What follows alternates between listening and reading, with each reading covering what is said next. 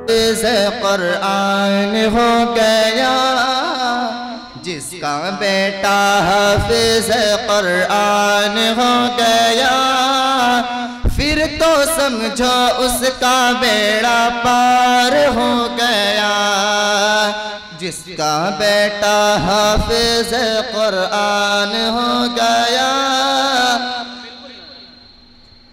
پھر تو سمجھو اس کا بیڑا پار ہو گیا۔ محشر میں جو بخشش کا سامان ہو گیا، پھر تو سمجھو اس کا بیڑا پار ہو گیا۔ ایک حافظ کا رتبہ کیا ہے، کل کو پتہ چل جائے گا۔ ایک حافظ کا رتبہ کیا ہے، کل کو پتہ چل جائے گا۔ ایسا منور تاج ملے گا، سورج بھی شرمائے گا۔ ایسا منور تاج ملے گا، سورج بھی شرمائے گا۔ ایک حافظ کا رتبہ کیا ہے، کل کو پتہ چل جائے گا۔ ایک حافظ کا رتبہ کیا ہے، کل کو پتہ چل جائے گا۔ ایسا منور تاج ملے گا، سورج بھی شرمائے گا۔ اللہ اللہ اللہ اللہ، رب کا جو مہمان ہو گیا، پھر تو سمجھو اس کا بیڑا پار ہو گیا۔ جس کا بیٹا حافظ قرآن ہو گیا، پھر تو سمجھو اس کا بیڑا پار ہو گیا۔ حافظ کو یہ حکم ملے گا، پڑھتا جا اور چڑھتا جا۔ حافظ کو یہ حکم ملے گا، پڑھتا جا اور چڑھتا جا۔ اپنی منزل کی جانب تو رفتہ رفتہ بڑھتا جا۔ اپنی منزل کی جانب تو رفتہ رفتہ بڑھتا جا۔ حافظ کو یہ حکم ملے گا، پڑھتا جا اور چڑھتا جا۔ حافظ کو یہ حکم ملے گا، پڑھتا جا اور چڑھتا جا۔ اپنی منزل کی جانب تو رفتہ رفتہ بڑھتا جا۔ ٹھہرا جہاں وہی بس مقام ہو گیا، پھر تو سمجھو اس کا بیڑا پار ہو گیا۔ جس کا بیٹا حافظ قرآن ہو گیا، پھر تو سمجھو اس کا بیڑا پار ہو گیا۔ پھر تو سمجھو اس کا بیڑا پار ہو گیا۔ السلام علیکم۔ الحمد لله وسلام على عباده الذين اصطفى.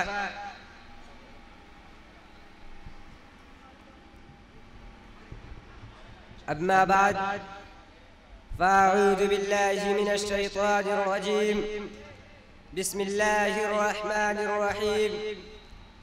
قل هو الله أحد الله الصمد لم يلد ولم يولد ولم يكن له كفوا أحد. صدق اللہ العظیم. میرے محترم بزرگوں اور عزیز ساتھیوں اور مشفق اساتذہ کرام، حق تعالی شانہ نے مجھے آپ لوگوں کے سامنے کچھ بیان کرنے کا موقع عنایت فرمایا. دعا کریں کہ اللہ تعالی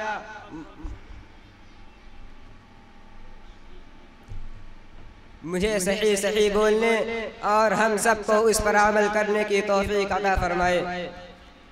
ابھی جو میں نے آپ حضرات کے سامنے تلاوت کی ہے اس کا سادہ سا ترجمہ یہ ہے کہ اے نبی کہہ دو اللہ ایک ہے اور وہ سب سے بے نیاز ہے۔ کہ اے نبی کہہ دو اللہ ایک ہے اور وہ سب سے بے نیاز ہے، نہ وہ کسی کا باپ ہے اور نہ کسی کا بیٹا اور نہ اس کا کوئی ہمسر ہے۔ اللہ کا لاکھ لاکھ احسان ہے کہ اللہ تعالی نے ہم کو اور آپ کو ایمان کی دولت سے نوازا ہے اور ایسے نبی کی امت میں پیدا فرمایا کہ جو امام الانبیاء خاتم النبیین والمرسلین صلی اللہ علیہ وسلم ہے۔ اللہ تعالیٰ نے انسانوں کی رشد و ہدایت کے لیے تقریباً 1,24,000 انبیاء کرام کو اس دنیا میں بھیجا۔ تمام نبیوں کا طریقہ ایک تھا، تمام نبیوں کا مشن ایک تھا، تمام نبیوں کی بات ایک تھی، مگر ان میں سے بعض کو کسی معین گاؤں کے لیے اور بعض کو کسی متعین قبیلے اور خاندان کے لیے بھیجا۔ لیکن جب باری آئی جناب محمد الرسول اللہ صلی اللہ علیہ وسلم کی تو آپ کو کسی ایک گاؤں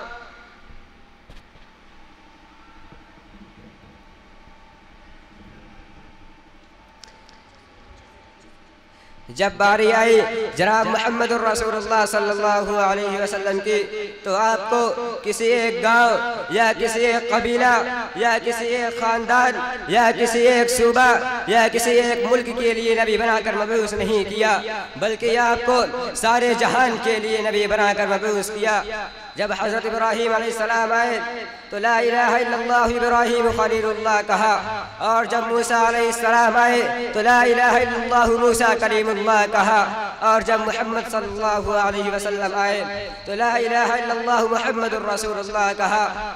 الغرض تمام نبیوں کا مقصد یہ تھا کہ اللہ ایک ہے، اسی پر ایمان لاؤ، اللہ کے علاوہ کوئی عبادت کے لائق نہیں، اللہ کے علاوہ کوئی اولاد دینے والا نہیں، اللہ کے علاوہ کوئی حاجت روا نہیں۔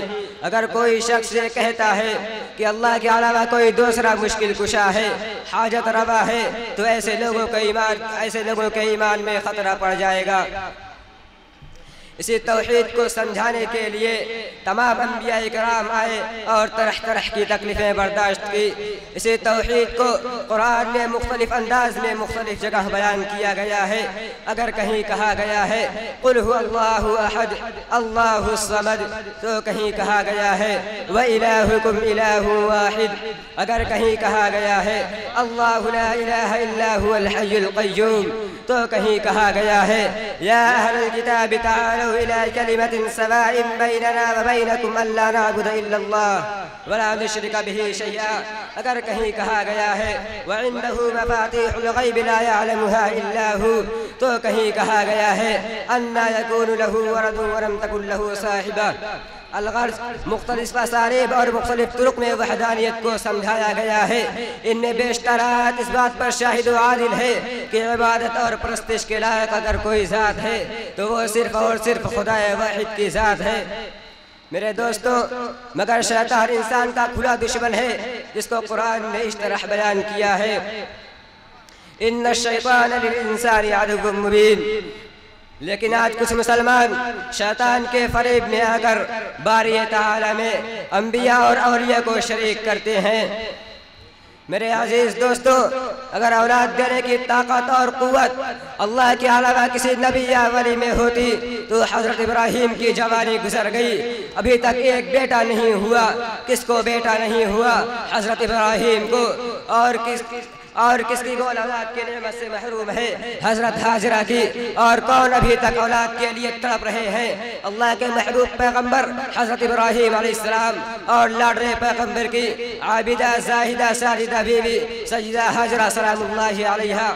میرے دوستو، خدا کی شان تو یہ ہے کہ انک علی کل شیء قدیر، اس کی اپنی مرضی ہے، اس پر کسی کا زور نہیں چلتا، وہ فعال لما یرید ہے۔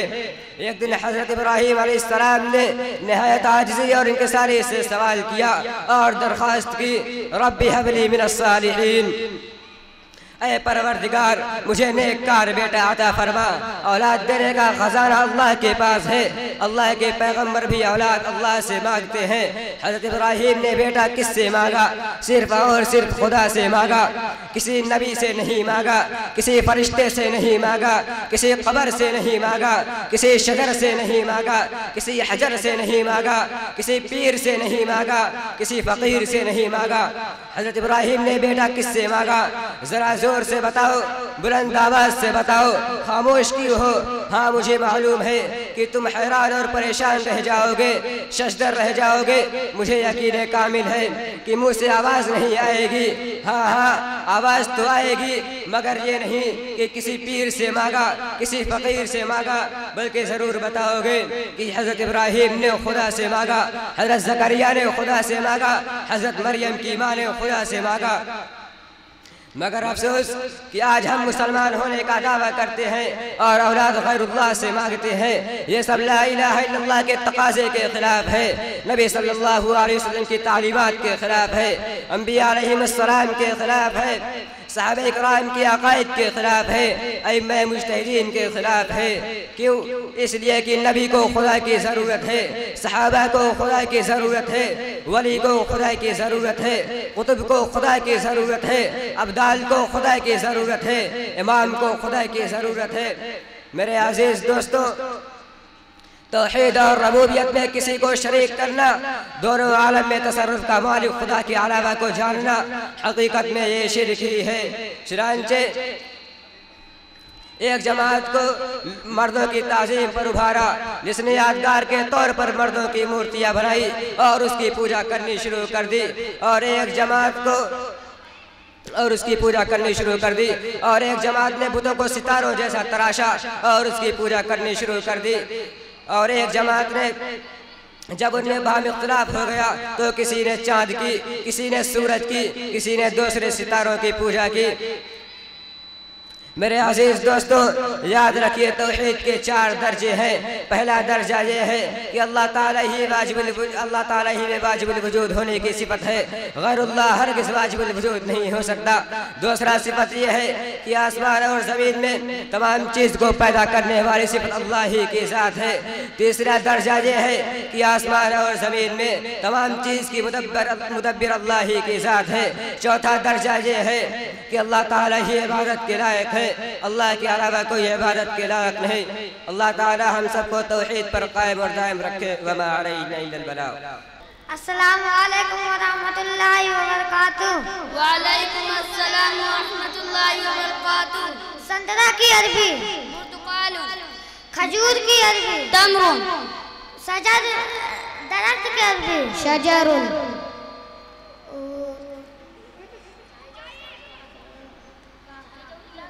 ناک،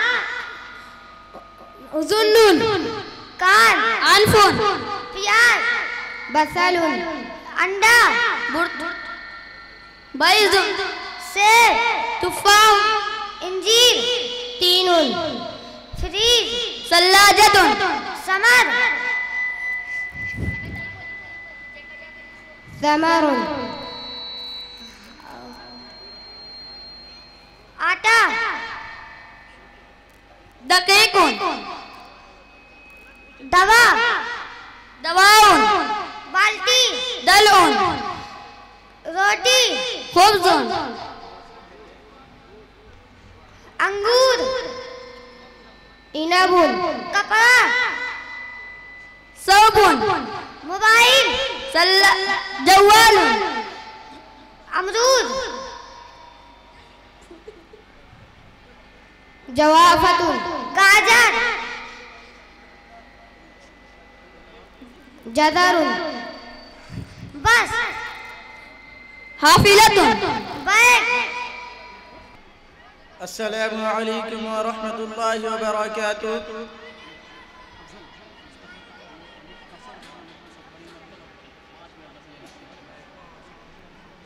الحمد لله الذي وكفى وسلام على عباده الذين اصطفى، أما بعد، قال الله تعالى في القرآن المجيد: أعوذ بالله من الشيطان الرجيم. بسم الله الرحمن الرحيم. إن الصلاة تنهى عن الفحشاء والمنكر. وقال رسول الله صلى الله عليه وسلم: بين العبد وبين الكفر ترك الصلاة. صدق الله العظيم. میرے محترم بزرگوں اور دوستوں، اللہ تعالیٰ کا عظیم احسان یہ ہے کہ مالک دو جہان نے ہمیں اس متبرک و منور اجلاس میں بیٹھنے کی توفیق دی۔ بہت دنوں سے قلب میں آرزو تھی کہ آپ حضرات کے روبرو نماز کو موضوع گفتگو بناؤں۔ اس مقصد کو سامنے رکھ کر لب کشائی کی جسارت کر رہا ہوں، اور میں اپنے آپ کو بہت ہی خوش نصیب سمجھتا ہوں کہ آپ جیسے معظم و مکرم حضرات کے درمیان لب کشائی کا موقع ملا۔ خالق السماوات والارض نے امت مسلمہ اور اپنے حبیب محمد صلی اللہ علیہ وسلم کو بے بہا نعمتوں سے نوازا، ہمیشہ تحفوں سے سرفراز فرمایا۔ ان نعمتوں میں سے ایک اعلیٰ و ارفع تحفہ نماز کا تحفہ ہے۔ یہ متبرک تحفہ روزے روشن کی طرح آیا ہے۔ اللہ تعالیٰ نے حج کو فرش پر نازل فرمایا، روزے کو فرش پر نازل فرمایا، زکوٰۃ کو فرش پر نازل فرمایا، ایمان کو بھی فرش پر نازل فرمایا، تمام احکام کو فرش پر نازل فرمایا۔ لیکن جب نماز کی باری آئی تو رب کائنات نے اپنے حبیب محمد صلی اللہ علیہ وسلم سے فرمایا کہ ہم آپ کو ایک قیمتی تحفہ دینے والے ہیں۔ یہ تحفہ بہت اعلیٰ ہے، یہ تحفہ بہت عرفہ ہے، اور اعلیٰ و عرفہ شے کو اعلیٰ ہی جگہ عطا کیا جاتا ہے، لہذا نماز کو عرش الہی پر عطا کیا گیا۔ برادران اسلام، توحید اور ایمان کے بعد انبیاء علیہ السلام نے نماز کو اہمیت دی ہے، نماز کی تلقین کی ہے۔ قرآن میں جگہ جگہ پر اقیم الصلاة اقیم الصلاة ذکر کیا گیا، کہیں یہ الفاظ ذکر کیے گئے یا ایھا الذین آمنوا استعینوا بالصبر والصلاة، اے مومنو صبر اور نماز کے ذریعے مدد طلب کرو۔ جب صحابہ کرام رضوان اللہ علیہم اجمعین کو نبی کریم صلی اللہ علیہ وسلم نے معراج کے بارے میں بتلایا اور نماز کی بشارت دی تو صحابہ کرام جھوم اٹھے، سبحان اللہ، اب تو ہم نمازوں کے ذریعے ہر مشکل آسان کر دیں گے، اب تو ہمیں اللہ سے مانگنے کا واسطہ اور وسیلہ مل گیا۔ 5 وقت کی نماز ادا کرو اور 500 نماز کا ثواب ملے۔ نماز جنت حاصل کرنے کا ذریعہ ہے، نماز رضا الہی حاصل کرنے کا وسیلہ ہے، نماز رسول کی محبت حاصل کرنے کا واسطہ ہے۔ عزیزان گرامی، کوئی متقی نماز کے بغیر متقی نہیں ہو سکتا، کوئی ولی نماز کے بغیر ولی نہیں ہو سکتا، کوئی قطب نماز کے بغیر قطب نہیں ہو سکتا، کوئی ابدال نماز کے بغیر ابدال نہیں ہو سکتا۔ حضور نے بھی نماز ادا کی، صحابہ کرام نے نماز کی پابندی کی، تابعین نے نماز کو اختیار کیا، تابعین نے نماز کو ترک نہیں کیا، ائمہ مجتہدین نے نماز کی پابندی کی، اولیاء کرام نے نماز کو اختیار کیا۔ مجھے بتا دو کہ کسی نبی نے نماز ترک کیا ہو اور نبی بن گیا ہو، کوئی ولی نماز کے بغیر ولی ہو گیا ہو، کوئی قطب نماز کے بغیر قطب بن گیا ہو، کوئی ابدال نماز کے بغیر ابدال بن گیا ہو، کوئی امام نماز کے بغیر امام بن گیا ہو، آپ بتا ہی نہیں سکتے، کیونکہ یہ عمل محبوب عمل ہے۔ نماز سے دلوں کو نورانیت ملتی ہے، نماز سے ایمان و عقائد کو قوت ملتی ہے، نماز زندگی کو آفتاب سے زیادہ روشن کر دیتی ہے، نماز سے انسان افضل و عرفہ ہوتا ہے، اور کیوں نہ ہو، نماز ہے ہی ایسا تحفہ جس سے شیطان کا منہ کالا ہو جاتا ہے۔ عزیزان گرامی، میں اسی پر اپنی تقریر کو ختم کرتا ہوں۔ وما علینا الا البلاغ۔ اس کے بعد اسماء حسنہ سنانے کے لیے محمد فہد صلی اللہ علیہ وسلم کو دعوت دوں گا کہ وہ آئیں اور اسماء حسنہ سنائیں۔ محمد فہد صلی اللہ علیہ وسلم درجہ پنجم نہیں ہے، محمد فہد جو کہ غیر موجود ہیں۔ ان کے بعد میں محمد حماد کو دعوت دوں گا جو کہ درجہ پنجم میں پڑھ رہے ہیں، وہ اسٹیج پر آئیں اور اسماء حسنہ سنائیں۔ السلام علیکم ورحمۃ اللہ وبرکاتہ۔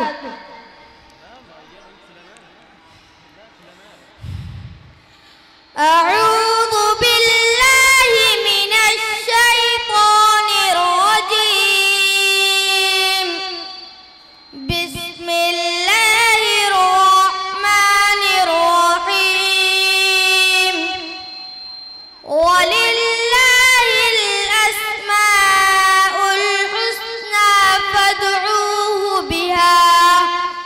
الله هو الله الذي لا إله إلا هو الله الرحمن الرحيم الملك القدوس السلام المؤمن المهيمن العزيز الجبار المتكبر الخالق البارئ المصور الغفار القهار الوهاب الرزاق الفتاح العليم القابض الباسط الخافض الرافع المعز المذل السميع البصير الحكم العدل اللطيف الخبير الحليم العظيم الغفور الشكور العلي الكبير الحفيظ المقيت الحسيب الجليل الكريم الرقيب المجيب الواسع الحكيم الودود المجيد الباعث الشهيد الحق الوكيل القوي المتين الولي الحميد المرسي المبدئ المعيد المحيي المميت الحي القيوم الواجد الماجد الواحد الأحد الصمد القادر المقتدر المقدم المؤخر الأول الآخر الظاهر الباطن الوالي المتعالي البر التواب